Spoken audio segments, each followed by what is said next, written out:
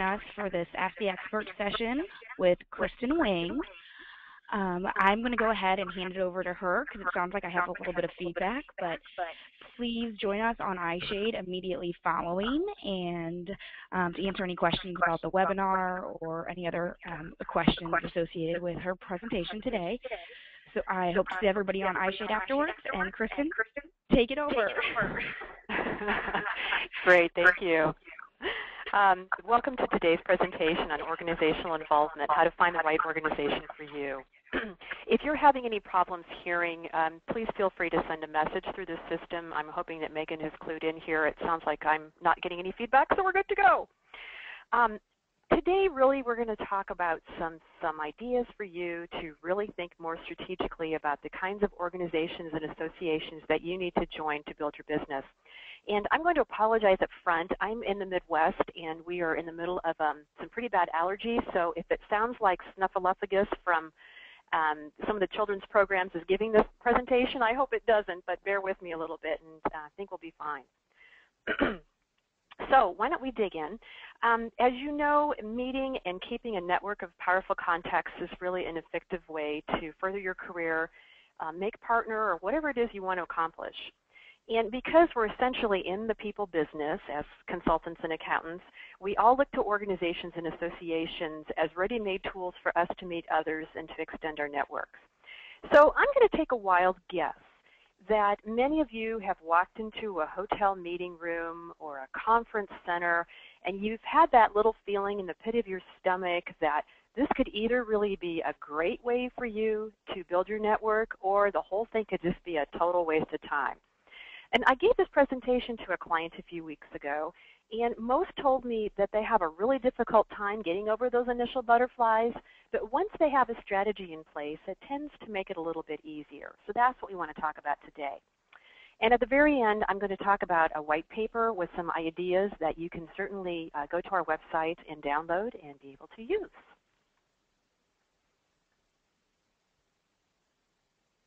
Okay. All right, great. So in today's session, we're going to learn a couple of things. One is to help you identify your goals for joining an association or an organization. We're going to talk about what you hope to give and what you hope to get. And I think those are two things that you need to keep in mind. We're going to talk about how to research organizations and groups. We're going to talk about how to identify 2 to 3 organizations for you. And I'm going to touch really briefly on online versus offline. And here's my caveat. I am not an expert when it comes to discussion boards and all kinds of wonderful tools like that. I just want to have a little bit of a conversation about how you can move to going online. Okay, so I don't know how many of you are familiar with Seth Godin. He's a big marketing brain here in the world. Seth writes some really cool books. And when I got to thinking about putting this together, you know, it really dawned on me, this is all about group dynamics, or what Seth calls tribes. This is a really easy 150-page read if you're looking for something fun, where Seth tells us that we're really all searching for a tribe, which is really a group of people connected to a leader and to an idea. And to really have a tribe, you need 2 things. You need a shared interest, which you're all going to have, and you're also going to have a way to communicate, which most organizations do. So essentially what you're looking for is a special tribe of welcoming members with whom you can connect to build your expertise. So that's really what we're talking about today is your involvement. And one interesting thing to think about this, Seth in his book says that tribes used to be local or community. And you know, in some ways I think he's right. But with the invention of discussion boards and blogs and websites and other tools, we can create tribes around the world to share ideas. We don't have to be in the same room to build networks, share ideas, and find new clients. So again, kind of keep this concept of a tribe in your mind. Okay, so organizational involvement, why join in? You all know that creating business contacts, which ultimately leads to sales, has to come in many different forms, and one of those is joining an organization. So why the heck do you do it? Well, there are a couple of reasons why it's important for business. Number one, joining an organization allows you to build trust. And if you think about it, people like to do business with people that they trust, and you have to earn it by creating relationships. And sometimes those relationships can take quite a while. But again, this is a great way for you to do it. People turn to organizations to find experts. And if you've ever heard the old adage of birds of a feather flock together, well, this is what we're kind of talking about here. It's the same idea. Belonging to an organization gives you credibility, or in some cases the illusion of credibility, and the ability to rub elbows with people who really know what they're doing in the same field that you're interested in.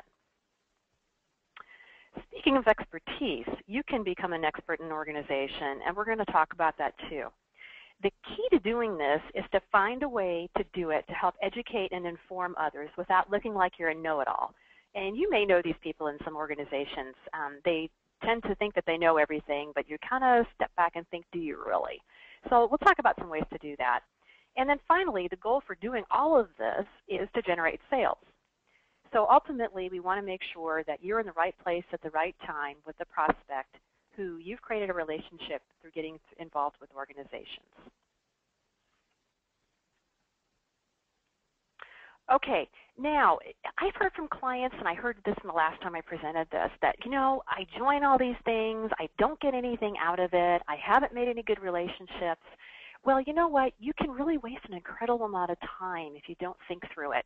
So here are some things that I've thought about that tend to get in the way of making some good relationships and some good relationships with prospects. You know, number one is the wrong decision makers. You could wind up being in an association or a group, and quite frankly, the prospects that you need, they're just not there. And don't feel bad about that. It happens, and this is part of why you try these groups out. You know, it could be lower level managers. It may not be the C-suite that you're trying to get a hold of. It just could be that the people that you need to influence are not there. So that's okay. It's just something to think about. Another reason why we find that some of these things just don't work, or there's some things you need to think about, is that there's no clear, or there's weak leadership. The group just kind of seems to slog along. There's no vision for the association. They're kind of squashy. And you can kind of feel that when you get involved with an organization. If they can't articulate why they're there and what they can do for you, then what's the point? The third one is bad culture, and that kind of ties into leadership. Oftentimes, others in the organization, they don't tend to embrace visitors. You don't feel welcome. You kind of walk in, and no one walks up to you to introduce you. Either the chair of the membership committee doesn't connect with you. Something's going on. So you'll be able to figure that out pretty quickly. Another one that we're going to talk about, too, is too many other service providers. Now, I've heard this from clients, too. I walk into a room, and all of a sudden, I see bankers and attorneys and insurance brokers, and I think, what the heck? And they're all swarming after some poor CEO trying to get his or her attention. Well, if you walk into that kind of a situation, obviously it's going to be difficult to try to make connections. So think about the mix of prospects to other service providers. The last one is no committee or leadership opportunities. And what I mean by this is you can't find a place to plug in. I always tell clients, and throughout my career I believe this too, if you're going to get involved with an organization, get on a committee. And the one thing that I tell accountants and consultants, look at this as an opportunity to not necessarily pigeonhole yourself. You know what happens. They find out that you're a CPA or you've got a financial background, and all of a sudden you're treasurer or you're on the finance committee. This is a really good opportunity for you to say, you know what, I really would like to try something different. So you could be on the program committee, all sorts of different things you could do. So just think about that. And remember that it takes about 2 to 3 years to really get noticed in an organization before you can move up the ranks. So it takes some time. Okay, I want to talk a little bit about what I mean by organization. And what I really try to encourage clients to do and professionals is to think broadly about the term organization. So what I did is this little graphic kind of shows you. I think about them as cogs. They all kind of work together. We like to group them by these areas. So when I'm thinking about business organizations, that could be chambers of commerce. And again, if you get involved with the chamber, find a committee.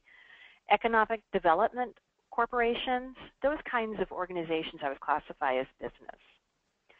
Philanthropic or charitable, not-for-profits, do-good organizations, I think these are wonderful for also connecting and making connections.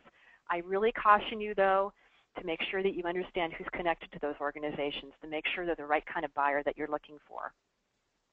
Another one is the performing arts, theaters, museums, anything connected to the arts community. We have a very vibrant one here in Kansas City that is also, most of these are bankrolled by very high-level C private wealth individuals, so I wouldn't disregard them. I think there are a lot of great targets there. And then another one is just fun. I've had clients make connections with the parents of someone at a softball game or out playing golf with someone. I mean, don't disregard those. I think those are really valuable as well. I'm a big tennis player and joined a tennis club here in Kansas City, and I've actually walked away with 2 clients. And the best part about it was I got to have fun while I was doing it. Another one that I want to talk a little bit about are alumni. If you've got a college group in your town, if you're in a fraternity or a sorority, you've got a great common bond, leverage those. My gosh, those are great ways for you to also reach out and make connections. Okay, so what do you want to get out of the organization? And to quote the Rolling Stones, because how often can you do that in a webinar, you can't always get what you want, but you can get what you need. I happen to think that Mick and the boys had a pretty good point. You need to think about what you really need to get from the group and what you hope you can get. So here are a couple of things to think about. If you are a younger professional or you're newer to your firm and you don't have a lot of these associations built out yet, this is a great place to cut your teeth. And what I mean by that is you can easily leverage an association or an organization to help you build some of your skills and to help you learn how to make relationships.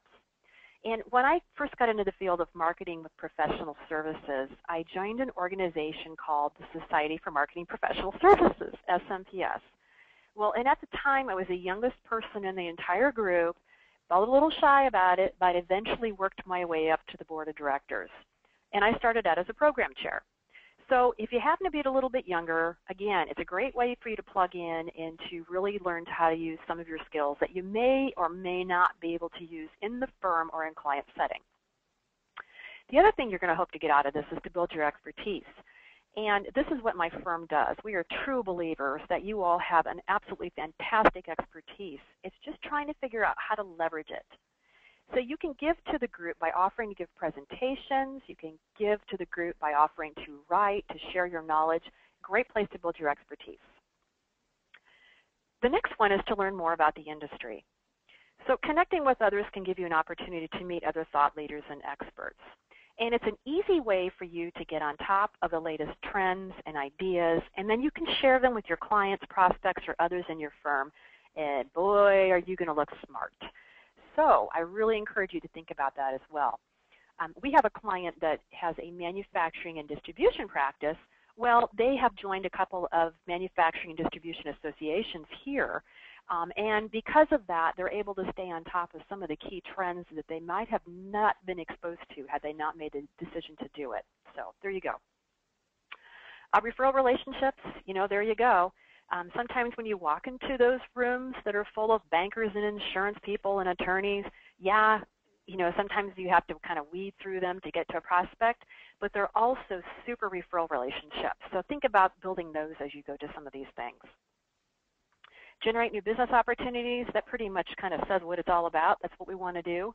So think about some others, but really think about what you want to try to get out of an organization before you get moving. Okay, here's the one where I call do your homework. I have so many professionals come to me and say, well, I think I'm going to join ABC organization. And then I ask them, well, do you know much about them? And they look at me and say, no. So this really means you have to do your homework. So most organizations, I'm not telling you anything you probably haven't figured out on your own. Find out who's on the board. Find out who the committee members are. Look to see what their vision is. And again, if it's not clearly articulated, I think you might want to ask yourself, is this worth my time? Also check out their communication and their culture. Do they have a blog, a discussion board? Do they send out emails? Do they have a newsletter? If they seem like they're doing a lot of things, that to me would say that this is a very vibrant organization and probably worth your time. Budget. There are a number of organizations that will give you a 2 or 3 times you can kind of come and check things out and let us know what you think before you join. But again, try to see if you can find out what their budget is or what their fees are. Again, this is another no-brainer. Are your competitors there? And I have a unique story to tell you about that. We have another client who is in an industry niche organization in construction. And they came to me and said, well, I think there are a lot of our competitors that are there. And I said, well, don't poo-poo it yet. And when I called the executive director of the association to talk about this, she said, well, one of the competitors, company A, they pay their dues, but they never show up. Never, ever, ever. They've never offered to do a program. They've never offered to do anything, which to me said to my client, go for it. It's wide open. So just because your competitor's there doesn't mean they're active. And then the other thing in checking out an organization, find out the experts that you look up to and find out which ones they belong to. Again, not necessarily too difficult to think about, but there's your roadmap. Okay, here's what I was going to talk to you about. The group that is heavily weighted with other service providers, we talked about this a little bit before. Just make sure that if you walk into a room that's full of these and there are a lot of other service providers, you're going to have a hard time trying to figure out who to talk to. Just bear it in mind. One of my little secrets is I kind of find out who it is I want to talk to, and if I can kind of shuffle up next to them or find a way to sit next to them at the event, that's a great way to do it. Okay, well, maybe we'll call it stalking, but it's a fun way to do it. Just try to see if you can wade through it. Okay, the other pushback that I hear from a lot of professionals, and I totally understand this, I've got clients to take care of, I have firm responsibilities to take care of, I've got a family, my gosh, how am I supposed to figure this out? Well, I think you need to ask yourself, do you realistically have time to do this? And if there's an organization that you're interested in, check around in the rest of the firm. They may be someone else who's willing to share attending meetings with you or split time, but ask yourself if you really have time. And if you start to go after a while and you decide that it really isn't fitting your needs, it's okay to say no or to reassess and consider discontinuing. Number 2, can you follow through? And let me tell you, accountants and consultants, you are one of the biggest group I've ever seen that, man, when you have something to do, you get it done and you meet a deadline. You're deadline driven. Well, it's the same way when it comes to associations and groups. If you cannot follow through, if you make a commitment, that really doesn't shine very positively on you. And I don't want people to feel defeated either. So make sure that when you say you can do something, you'll follow through. Again, talked about this earlier, give it some time. 1 or 2 shots isn't going to work it. And the last thing I would tell you, and maybe this is just because I'm getting older, but if the group doesn't jazz me, if I don't find them really interesting, I'm probably going to say to myself, I'm not so sure this is worth my time.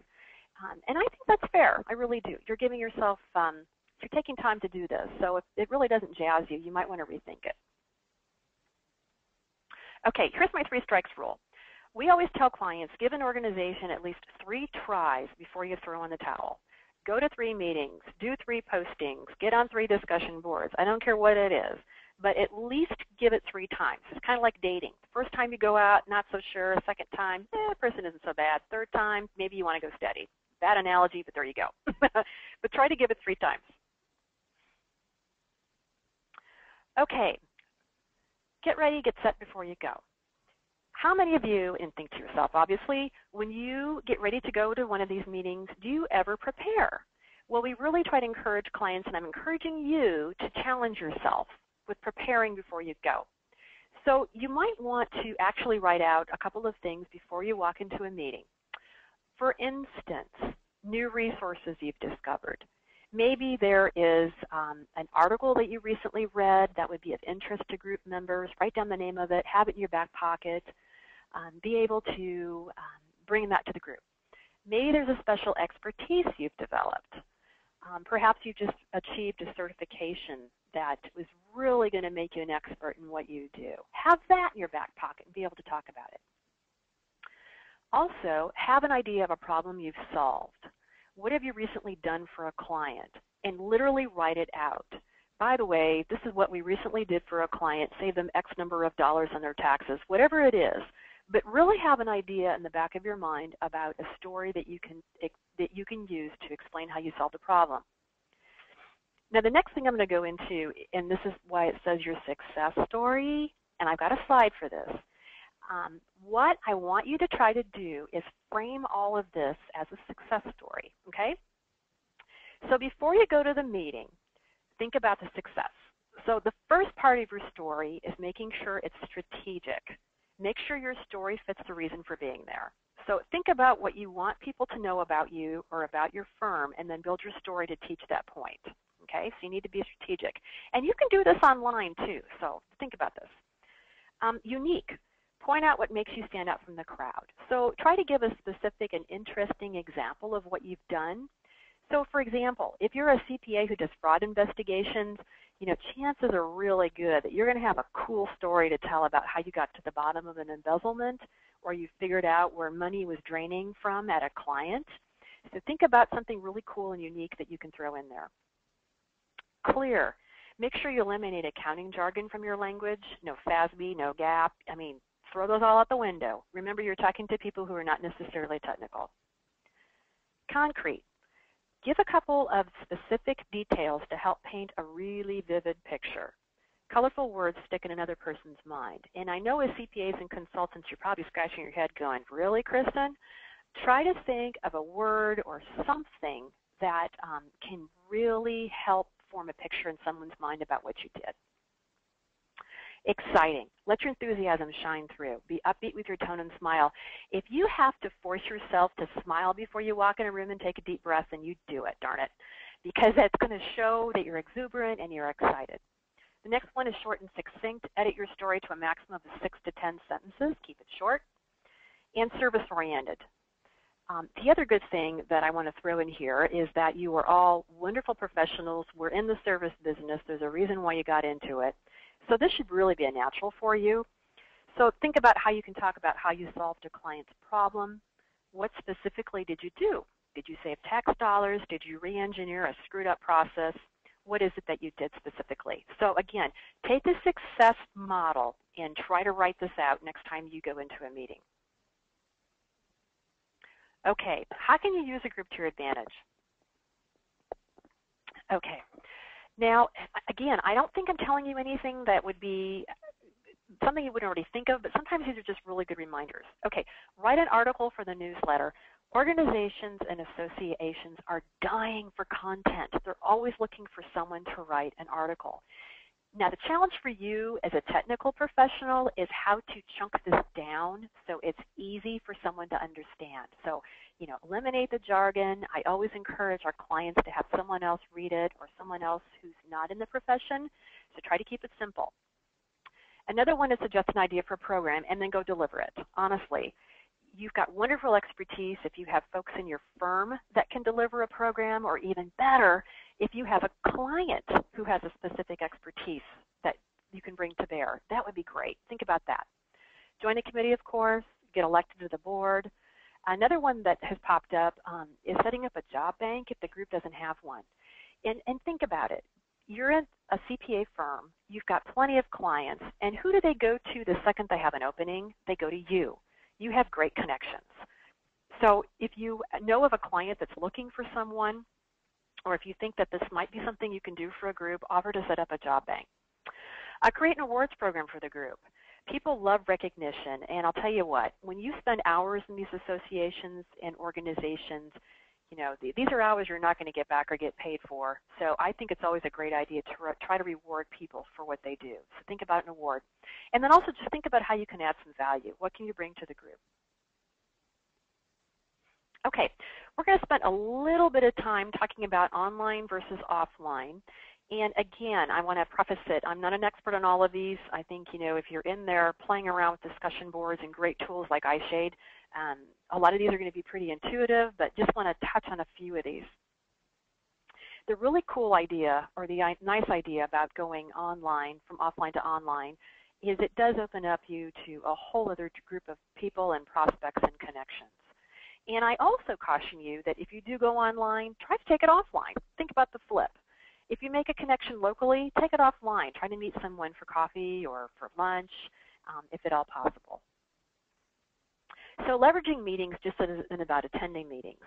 You can make significant contributions and connections by online groups, bulletin boards, and discussion groups. And I love iShade, of course, don't we all?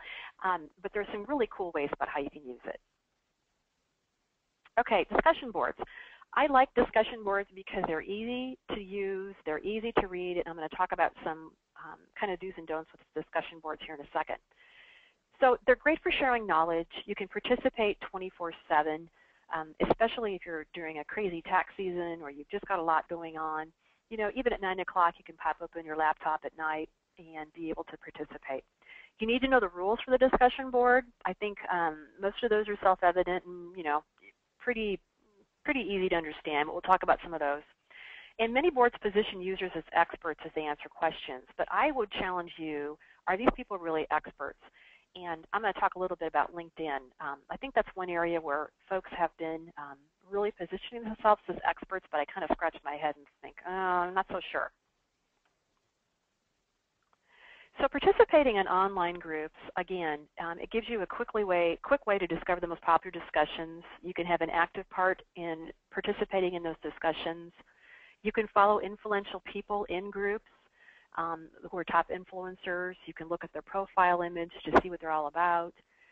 You can see both member-generated discussions and news all in one setting, so it's really easy to digest. The other thing I like about these is that you can easily browse previews of the last 3 comments in a discussion. I believe you can do that in iShade, and I know you can on LinkedIn, and I'm sure others do that as well. And the other nice thing is you can really find hot topics. If you're looking for a presentation topic or you're looking for a topic to write, go look at a discussion board. There are great ideas out there. So you can find interesting discussions just by actually looking through the boards. Okay, groups. Again, I would really encourage you to look for groups. This is LinkedIn. Obviously, this is one that I've looked at, eMarketing Association Network. This is one that I belong to. They're all pretty easy to figure out. I mean, you touch the button, join group, boom, you're in. Most of the times you have to be approved by whoever runs and manages the group, which is fine. It also gives you an opportunity to see what members are in the group, and I'd start, if I were you, looking to see if there are decision makers there or any of your competitors who might be there. On the right side of the slide, it says about this group, so you can see the number of members, subgroups, and who the actual managers are. So again, it's not rocket science, but really take some time to kind of strategically look at them. So I want to talk a little bit about the difference between an open and a closed group, and that's something you need to think about.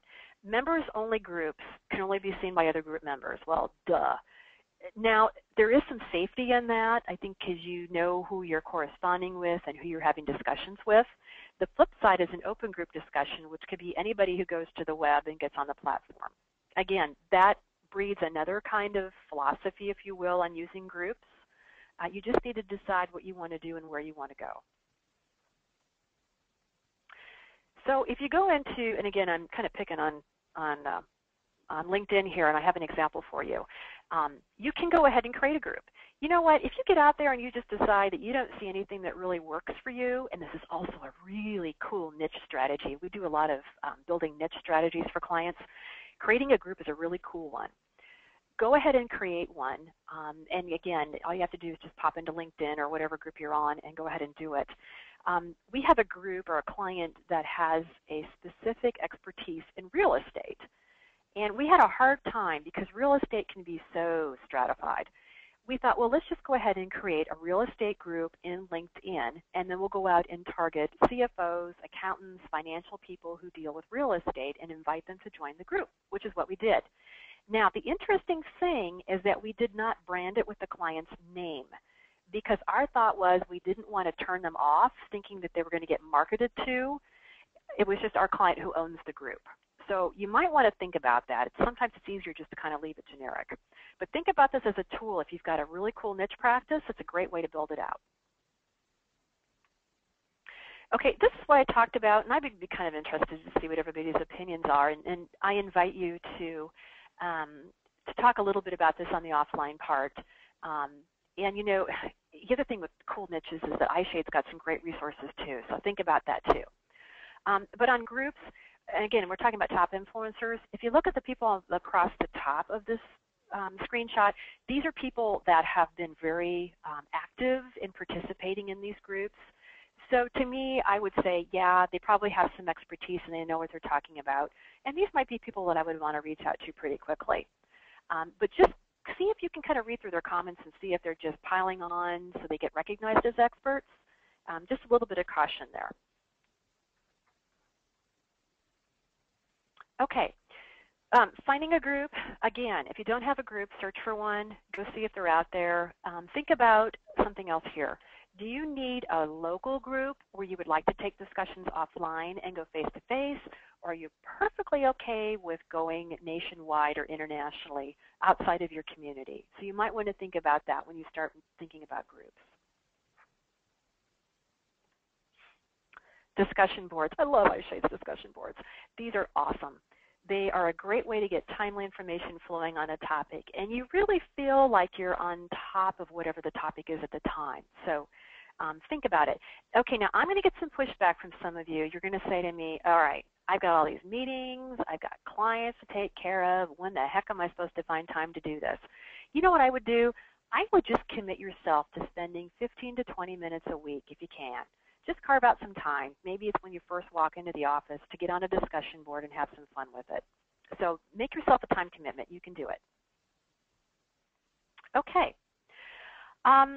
Here are some 8 rules for groups. And again, I don't think any of these are going to be ta-das, but a couple of thoughts here. Because when I was putting these together, I thought some of these were actually pretty good. Use a personal touch. And again, when we talk about social media and groups and discussions, and even face-to-face associations, people like a personal touch. You know, you could send a note congratulating someone on an accomplishment, or to read your comment on a discussion topic when they get started. Give some feedback. Say, hey, way to go, really liked that. Really use a personal touch. Number 2, lay some ground rules. Establishing posting guidelines and displaying them prominently is pretty important. So if you're going to go out and start a group, make sure that you understand how to do that. And guidelines are great because they provide users with community contacts and encourages them to post information, and it really helps them understand how not to get banned or thrown out for spamming or actually attacking other groups. Number 3, again, this goes back to kind of number 1, what I just said, but praise the good and deal with the bad. So you want to encourage member participation by praising and highlighting valuable contributions to the group. And when you do this, you're really incentivizing people to want to come back. If I feel that I'm on a group or I'm on a discussion board and people are valuing what I'm saying, I'm going to come back. And you also have to watch for figuring out how to handle people who are unprofessional. You want them to be professional and civil. So you know what? It comes back to if you find somebody who's really stepping out of line, you know, take it offline, issue a warning, remind them about what the policy is. I think those are just really good practices, and the rest of your group members will be really happy that you did that. Number 4, one of the biggest complaints about groups like LinkedIn groups is that, and I don't know if you've seen this, I call them hijackers. They get on groups, and all of a sudden they start talking about themselves and promoting themselves, and we've lost the whole goal, really, of helping educate and make connections. So those people tend to hijack group discussion boards. So if you find people that are doing that in groups that you're putting together, just form a subgroup and see if you can get them to pile off into the subgroup. 5, add some news feeds. If there's a way for you to add some interesting news feeds or RSS feeds to your group, rock on, try it. And again, I think that kind of creates a sticky factor. They'll keep coming back because they're going to want to learn more. Number 6, facilitate conversations off the group. There's a group called Women 2.0. They're an organization for women entrepreneurs in technology, and they have a big LinkedIn group. I think they're like up to 18,000 members. Well, what they've started to do is hold workshops in communities where they are actually doing face-to-face conversations. So it's kind of cool. You can go either way, but that's kind of a nice example. Number 7, take a poll. I don't know if you've ever tried this before. I think you have to be, they have to be easy questions. It's kind of a neat way to see if people are really paying attention to what you're talking about, but try polling. And then promote your group. And again, you can do that in your discussion boards. You can do that on your LinkedIn status, or even on iShade. You can talk about your group and what you're all about. I would make it very succinct, just 2 or 3 sentences, and you're good. Okay, now again, as professionals, you're going to look at me and go, well, yeah, I know all these, but I don't think it hurts to kind of talk a little bit about them. Avoid profanity, duh. Definitely tacky, not a good way to promote your expertise. Copyright material usage, and I would be curious to see if any of you have some thoughts about this, but some boards will ask their members to agree not to post any material that's protected by copyright or trademark or other proprietary rights without permission of the owner. I don't know, I guess it would depend on who's managing the group, but you just might want to think about that. My rule of thumb is that if you do provide copyrighted information, I think you owe whoever wrote that a credit, and you need to put it out there that this is from X, Y, and Z. I think that's only appropriate. Spamming messages with stupid comments or empty messages to gain more stars or higher your rankings, don't do that stuff. Just leave it off. And again, I know you guys all know this. Off-topic posts, stay on topic. Going off topic or going rogue is going to destroy your credibility, so stick to the message. Communicate clearly. Since you're not face-to-face with another human being, and I am guilty of doing this, make sure that what you're writing actually makes sense. If you're going to be doing a big posting to talk about something that you have a lot of expertise in, you might want to have somebody else in your firm take a look at it before you do it, just to make sure you're clear. Privacy, we always encourage clients, don't post your email address or take liberty with other people's email addresses. Take it offline if you need to, but try to avoid posting them. And no advertising. Again, nothing bothers me more, and maybe you too, than someone who's just using it as a blatant attempt to advertise. Okay, now with that being said, we've covered a lot of ground, and again, I wanted to spend most of the presentation up front talking about how to do this face-to-face, and we can certainly talk some more about this afterwards on the iShade site. But on our website, which is www.acceleraction.com, and there's a last slide here with my email address on it, we have a white paper that's called How to Leverage Associations and Groups to Build Your Expertise. And I would love it if you would go to the site. If you want to download it and share it with others in your firm, feel free to do that. There are some good ideas in there, some of what we've talked on today, and then there'll be some others in there as well. So feel free to do that. So with all that being said, here's my contact information. We are based here in Kansas City. We've been in business for about 4 or 5 years now. We all have expertise and experience in professional services marketing. So this is all we do. Shameless plug, but there you go. So join us on iShade, and then the link to the paper is also going to be posted on iShade. So if you don't get to our website, feel free to go to iShade. With that being said, I still look forward to talking to you in a few minutes on iShade and continuing the discussion. If you have any other questions, please feel free to give me a call, and thank you so much for the opportunity.